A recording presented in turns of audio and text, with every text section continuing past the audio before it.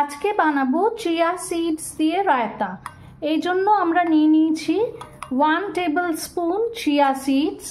এতে আমরা দিয়ে দেব অল্প দই,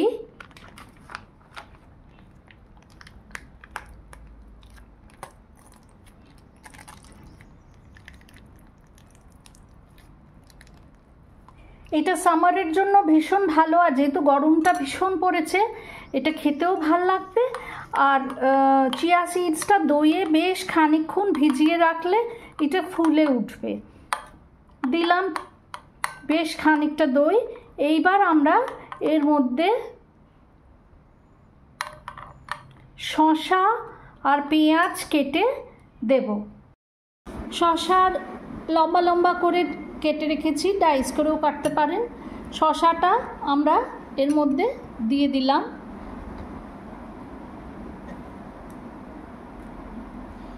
এরপরে দেব অল্প একটু পেঁয়াজ আর কিছু স্পাইসেস দিয়ে দিলাম।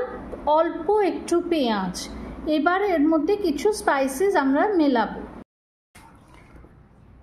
দেব অল্প হিমালয়ান পিঙ্ক সল্ট, আপনাদের কাছে থাকলে ব্ল্যাক সল্টও দিতে পারেন বা রক সল্টও দিতে পারেন। আমার কাছে নেই, আমি অল্প হিমালয়ান পিঙ্ক সল্ট দিলাম। আর দেব ব্ল্যাক পেপার পাউডার, ক্যাচের ব্ল্যাক পেপার পাউডার দিলাম, ক্যাচের ব্ল্যাক পেপার পাউডার। এইবার এগুলোকে আমরা মিক্স করে নেব। জিরে গুঁড়ো থাকলে ওটা অপশনাল, রোস্টেড জিরে গুঁড়ো দিতে পারেন, দ্যাট ইজ অপশনাল। এইটা আমরা এইবারে মিক্স করে 20 মিনিট মতো রেখে দেব।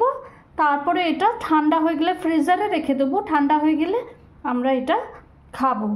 এবং এটা সামারের জন্য ভীষণ ভালো একটা আইটেম।